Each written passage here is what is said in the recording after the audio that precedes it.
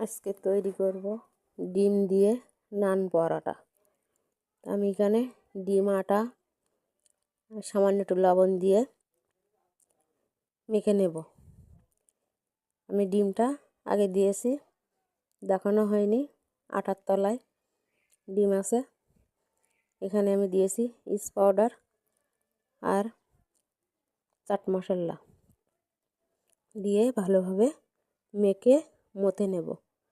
মথে একটু তেল দিয়ে আর একটু মথে নেব।